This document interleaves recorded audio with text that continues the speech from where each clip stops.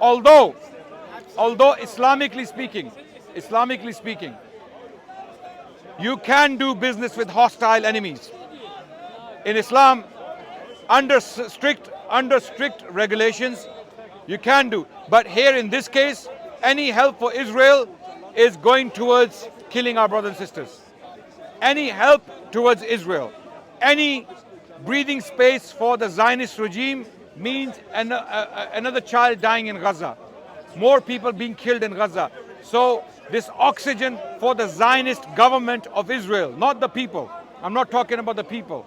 Okay, it's another question that if Israelis are innocent, the masses, because they're all occupiers, they have taken land of someone else. They have stolen the land. That's a different topic. That's a different discussion.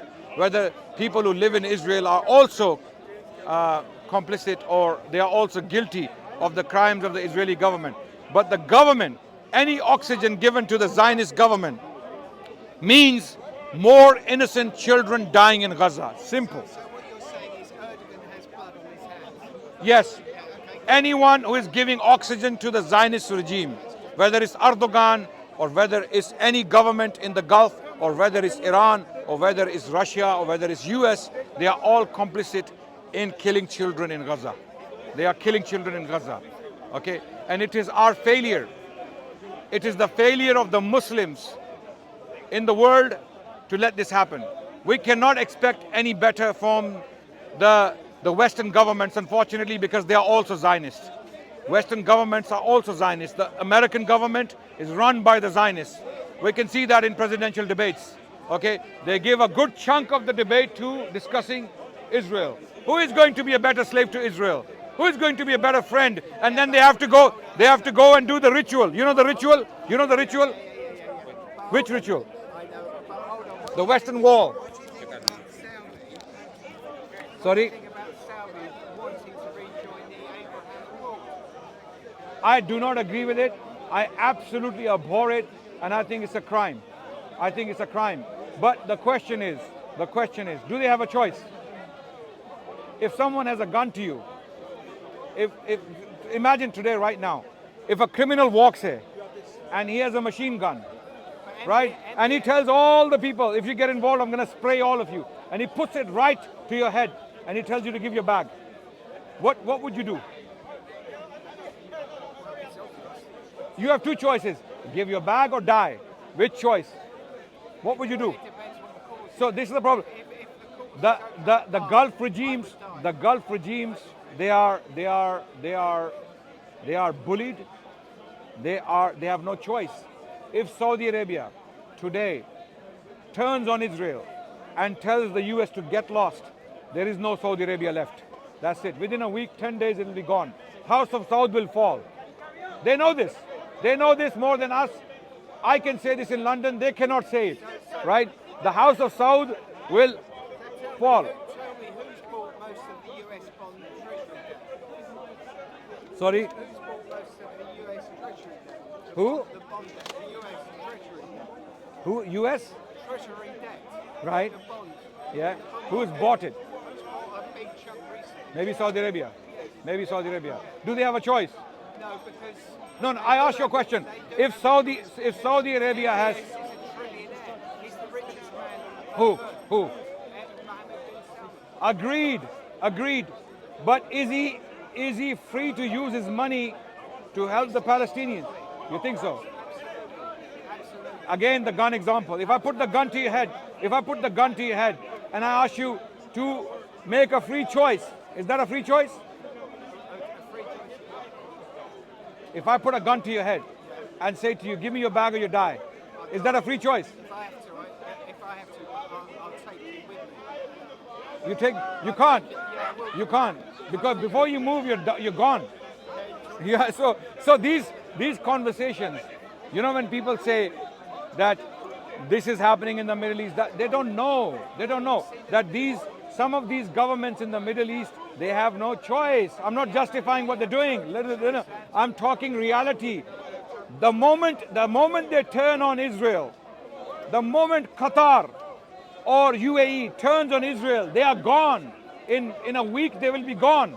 They will be gone. They know this. If Yes. MBS, So this is the problem. if MBS sells What is the solution? The solution, my advice to Gulf governments, if they are listening, is make a commonwealth, make a NATO of your own, make your own Security Council, make your own united front, make OIC, Organization of Islamic Countries, more powerful, make it militarily palatable, make it militarily powerful, because you cannot trust the West anymore. You can't. Western countries are playing you. They are not. Yeah, we need a Muslim NATO. We need, yeah. No Shias. Sorry, just Sunnis. No Shias. Shias have always joined us and stabbed us in the back, unfortunately. So that's the problem. No, nothing's wrong with the Shia. The Shias have wrong beliefs. Yeah, that's one thing wrong about them. But politically, we've always been harmed. Okay, so I have nothing but sympathy for the Shia people. Nothing but sympathy and compassion. Nothing but sympathy and compassion. But they're ruling entities like Hezbollah in Lebanon, like Iran. Okay, Hezbollah fought Syrian people. Hezbollah fought Syrian people. You know, in Syria, I don't know. I have a degree in history. I have a master's in history. I don't know. But anyway, look. From SOAS. Yeah. School of Oriental and African Studies. Right? So the bottom line is, I was making a point. The moment people keep saying, why are the Gulf countries not doing anything? Okay? First of all, you need to understand they are all they're saving all their money. That's why. what else they can do? What else can they do? So they won't have trillions, they have quadrillions. Agreed. I agree with you. But would you agree with me if they turned on Israel today? If they turned on Israel like they did in 1967 and 1973, and the US came in to rescue Israel, I'm asking you a question now. You tell me. It's easy. You can come here and say the Gulf countries, this and that. I agree with you that they are weak. They are weak. They are not. They're not. Can I answer? No. Yeah. If they sell their dollars, which is the US Treasury debt, they will bankrupt the USA. Period. Hello, you're not listening to me. You are not listening to me. Before And the understanding of economics. before they are able to do all of that, which takes days, if not months. Wait, relax. Before they are able to do that, there will be no more. So the bottom line is Muslim countries, Muslim leaders, the Sunni countries in particular, keep Iran out. Iran is the enemy. Iran cannot be sitting on the same table with you because Iran is working for someone else. Okay? Iran is working to destroy you and destroy your foundations. Iran is not part of this coalition. Make a coalition, make a commonwealth. Lift the visas, just like the European Union. Okay, lift the visas. Let Muslim people do trade with each other. Okay, let the Pakistanis come into Saudi Arabia and let the Saudis go into Pakistan. Lift the borders. Yes, I know it will cause problems. From Morocco to Indonesia, imagine if we have one currency, if we have one military, Muslim NATO, if we have one commonwealth, and we have one president, call him Amir, call him president, call him what you like. Because if I use the word Khalifa, they will start wetting their pants. So let's not use the word Khalifa. Because some people out there, they're going, oh my God, another Khalifa, another Harun Rashid, another Al-Mu'tasim, another. Oh, brothers, no, relax. I'm talking about something very important. I'm saying what is the solution? The solution I'm saying, from Morocco to Indonesia, Muslims must have one military like a Muslim NATO, right?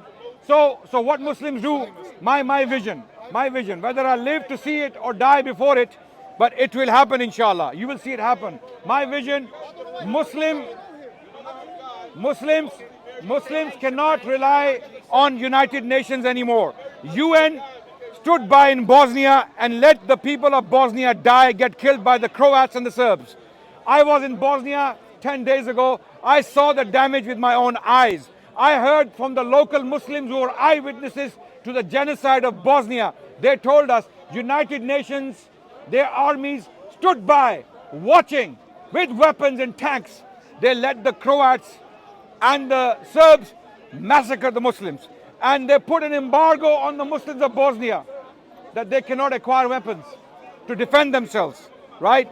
This is crazy. You want these people to die, basically. And then I was told in 1995, 1996, when Muslims managed to make an army of 200,000 men, and they got some weapons from Pakistan and Iran, funnily enough. Okay, they got some weapons, they started to fight back, they took territory, and then the Americans came in. They said, no. There has to be peace now. Hold on. They have to. As soon as the Muslims are taking territory from the Serbs and the Croats, the Americans come in and they say, we want peace now. We want, come to Texas. Okay, and then there was this Dayton agreement where they decided that the Muslims have to share their country with the Croats and the Serbs, while Serbs have their own country called Serbia, and the Croats have their own country called Croatia. This is the reality. We cannot trust these people anymore. The Muslims cannot continue to trust the United Nations, which is based in New York, and the Western powers. You cannot trust them anymore. You have to have your own solutions. Make a NATO or an equivalent of NATO from Morocco to Indonesia. Recruit 10,000 men from each country and make them peacekeeping forces, just like United Nations. When there is a conflict in the Congo, send the Muslim armies. Okay? When there's a conflict in South America, let's say, and instead of United Nations sending their partial or their biased armies, send the Muslim armies there to protect the people, innocent people of Latin America or Southeast Asia or Africa, wherever they are needed. Make a NATO, make a president, make a Commonwealth, lift the visa restrictions, just like the European Union. Let people travel from Indonesia to Morocco and Morocco to Indonesia all the way. Okay, yes, control the numbers for Hajj. I understand. For Umrah, control the numbers, because if you open the gates for Umrah, all of Egypt will be in Saudi Arabia. Okay, and that will be, what will happen. All of Syria, all of Egypt will be in Mecca. You cannot allow that, because if half the country comes to Mecca and sits there, that's it. It's game over, right? So you have to control the numbers. So you have your boundaries. You keep your governments. You keep your kingdoms. You keep your sultanates. No problem. Oman keeps its sultanate. Saudi Arabia keeps its kingdom. Okay, Qatar remains an emirate or even UAE. But what you do is you make agreements with other Muslim countries that we will now have our own military. So if one Muslim country is attacked, all Muslim countries will respond. You were saying before they make that move, wouldn't they wipe them out? Well, someone has to do something. I'm talking. I have not heard this before. Maybe I'm the first person talking about this. Allahu Alam. Maybe there are other people talking about it. I don't know about it. But I am mentioning this, that this is the way forward. In this current day and age, in this time, in this environment, the only solution is to free yourselves from the Western powers. Economically, militarily, culturally, ideologically, you name it. You need to reassert your identity. You need to go back to Islam. Make one entity that is united by common interests. From Morocco to Indonesia, common interests, right? Okay, I'm sure there are many common interests. There are differences. I know there are differences, but there can be common interests, right? Choose one president and change him every 5 years. Yes, the president of the Muslim Union, call it the Muslim Union, right? And instead of having United Nations, have Muslims United or United Muslims.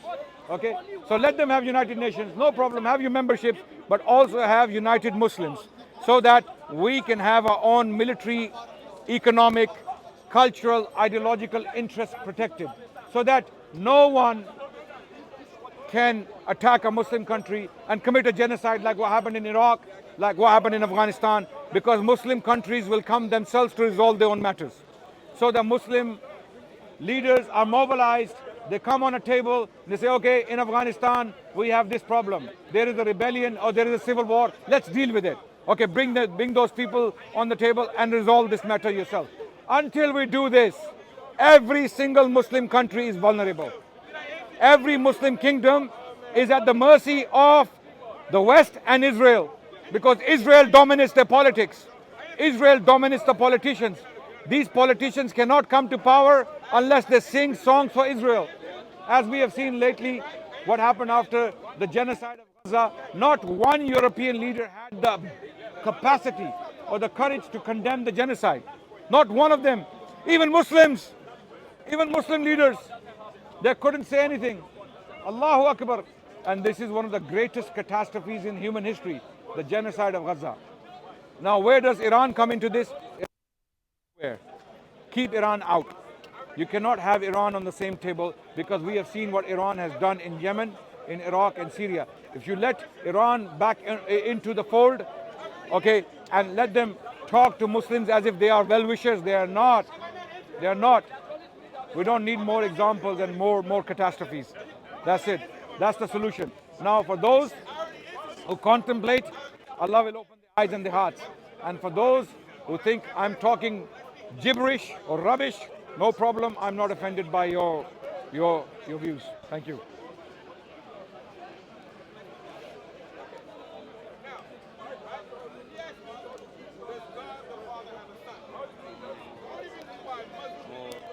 Oh my God. Thank you very much.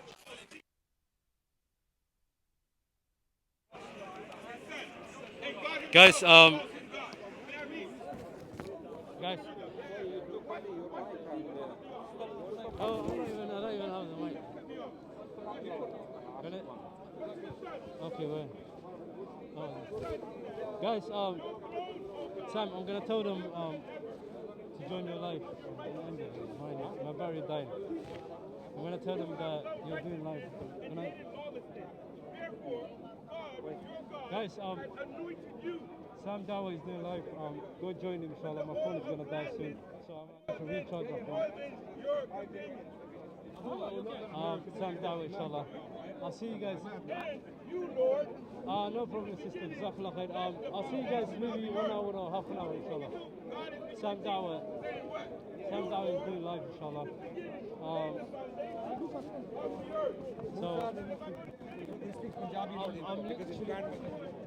I'm literally on 4%, and I'm having issues charging my phone at the same time while I'm filming. So I need to recharge my phone, inshallah, and I'll be back 50%, inshallah, or 100%. Jazakallah khair, everyone. Please support the channel, hit a like. See you guys later, inshallah. Thank you, inshallah. Thank you, guys. Have a nice day. Take care, everyone. Thank you. Allah, we flew into her garment, our root. What is root? Spirit. So does Allah have a spirit? Yes or no? Our root. What is our root? What is our root? What is our root?